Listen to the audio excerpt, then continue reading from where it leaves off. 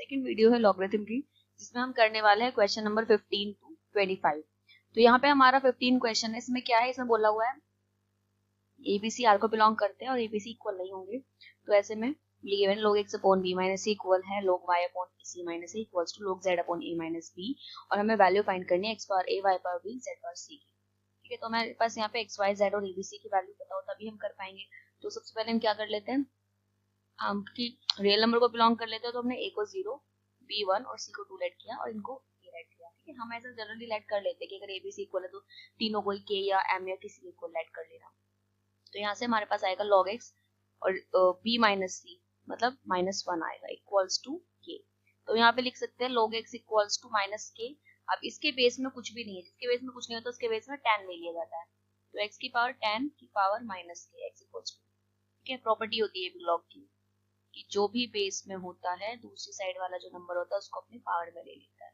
ठीक है, नाउ ये चेक करो log y कितना जाएगा, tan की पावर c माइनस a मतलब कि c माइनस a 2 आ जाएगा 2k।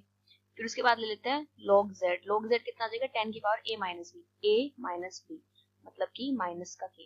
ठीक है, अब हमें क्या करना है, हमें x की पावर a, x कितना है, x है ये, x की पावर a, x मतलब tan की पावर माइनस 2 की पावर a मतलब a था हमारा 0। ठीक है, फिर x की y की पावर कितनी है b, y मतलब y हमारा देखो, अच्छा यहाँ से log हट जाएगा, जब हमने tan तभी लिया जब log हटा। तो यहाँ से y की वैल्यू कितनी आई है, tan की पावर 2k और b मीन मतलब 1 आया। तो उसके बाद tan की पावर माइनस k और कितना आया, 2 आया। अब ये तो 0 बन गया, 0 है मतलब tan की पावर किसी नंबर की पावर 0 होती है तो क्या होता है वो 1 आ जाएगा, तो 1 आ जाएगा। यहाँ पे tan की पावर 2k और यहाँ से कितनी आई माइनस 2k, मतलब ये भी tan की पावर 0 मीन्स आंसर कितना आ जाएगा, 1 आ जाएगा। फिर इसके इसी से रिलेटेड हमारा क्वेश्चन नंबर सेकंड है।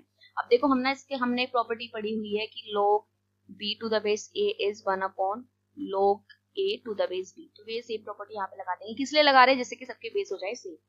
क्या हो जाएगा, log xy log yz plus log zx to the base 2।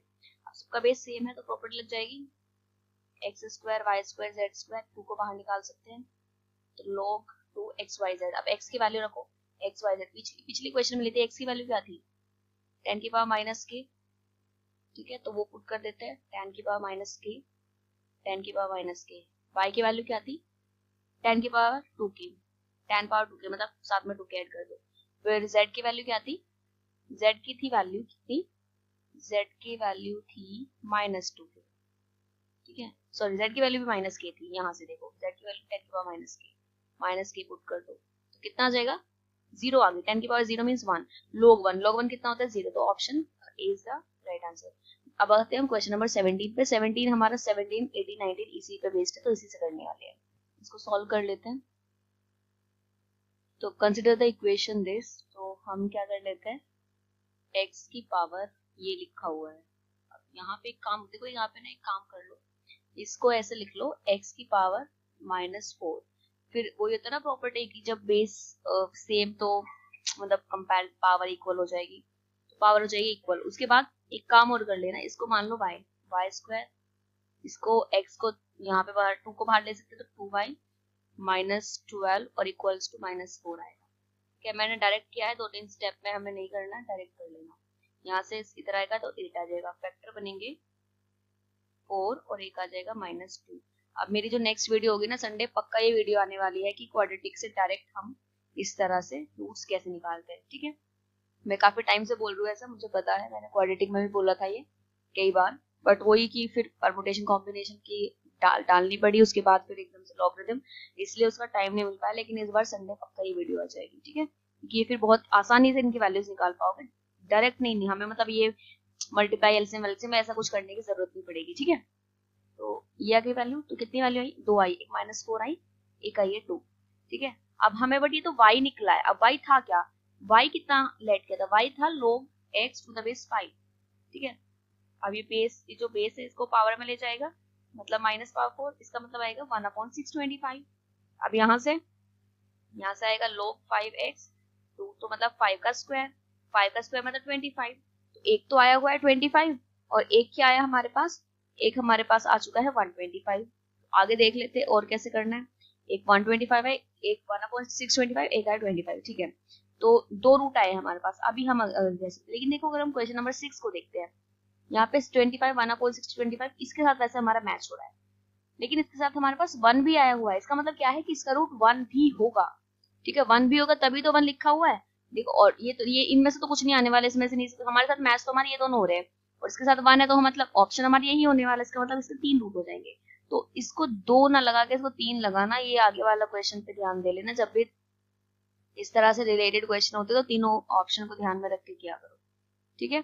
तो ये भी हो गया। अपना आता है ये वाला इनका प्रोडक्ट, तो एक आई है 1/625, एक आया 1, एक आया 25, तो 1/25 इसका प्रोडक्ट हो जाएगा, तो ऑप्शन नंबर सी इसका राइट आंसर हो जाएगा। नाउ क्वेश्चन नंबर 20 का क्या है, नॉर्मल हमें सॉल्व करना है। नॉर्मल सॉल्व कैसे कर सकते हैं, अभी जैसे 2 की पावर, इसको 2 का क्यूब लिख सकते हो ना, 2 का क्यूब, जब 2 का क्यूब आ जाएगा तो ये आ जाएगा 2/3, 2 और 2, ठीक है, ये 1 हो जाएगा।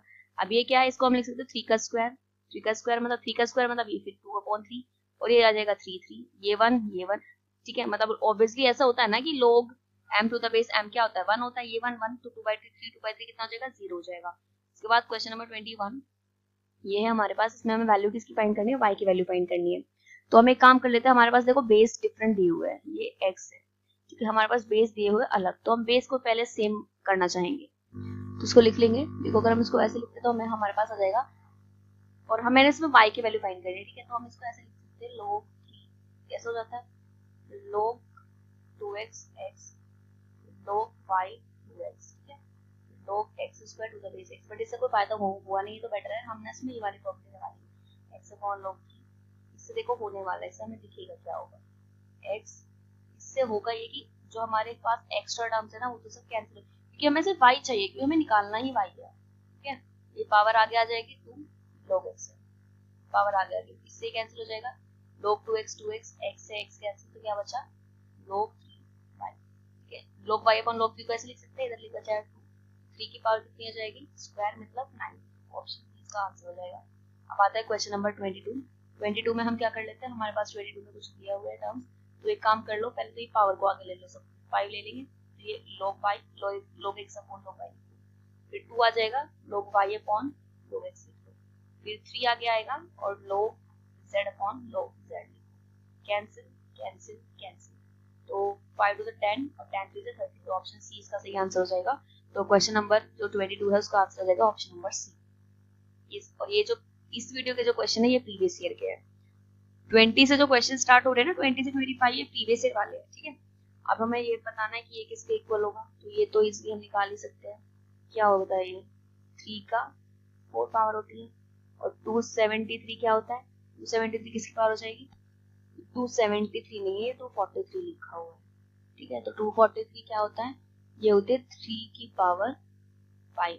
अब जब पावर है तो ये 5 ऊपर जाएगा, और जो बेस की पावर होती है वो नीचे जाती है, इधर भी 3 बचा तो 1 आ जाएगा, 5/4 आएगा, 5/4 मतलब 1 पॉइंट डिवाइड है, देखो 1 पॉइंट डिवाइड करते हैं तो कितना आता है 1.25 इसका आंसर है, मतलब ऑप्शन बी 23 का जो आंसर आएगा वो आएगा ऑप्शन बी। अब आते हैं क्वेश्चन नंबर 24 में हमारे पास क्या दिया, बेस सेम दिया है, ठीक है। अब हमें इसे सॉल्व करके क्या निकालना है, m की वैल्यू निकालनी है, तो पता है ना बेस सेम हो अगर और log m plus log n लिखा हो तो क्या कर लेते हैं, मल्टीप्लाई कर लेते हैं, तो m इंटू 1/6, और ठीक है, और log कितना आ जाएगा 8 आ जाएगा, और इधर है 2/3। अभी जो बेस होता है ये पावर में इसको ले जाएगा, m/6 8 की पावर 2/3, इस 8 को हम क्या लिख सकते हैं, 8 को लिखा जा सकता है 2 का क्यूब मतलब 2/3, इससे कैंसिल हो जाएगा, तो m कितना आएगा 6 into 4 मतलब 24, ऑप्शन ए इसका राइट आंसर, 24 का आंसर आ जाएगा ऑप्शन ए। अब आते हैं क्वेश्चन नंबर 25 जो हमारा लास्ट क्वेश्चन है, इसमें हमारे पास log a ये हमें गिवन है और हमसे पूछा हुआ ये है, मतलब उल्टा पूछा हुआ है, ये बताना क्या होगा। इसमें हम क्या फॉर्मूला लगा सकते हैं, इसमें हम लगाएंगे यूज करेंगे log ab upon log a, और कोई ऑप्शन नहीं है इसलिए लगा रहे हैं, ठीक है।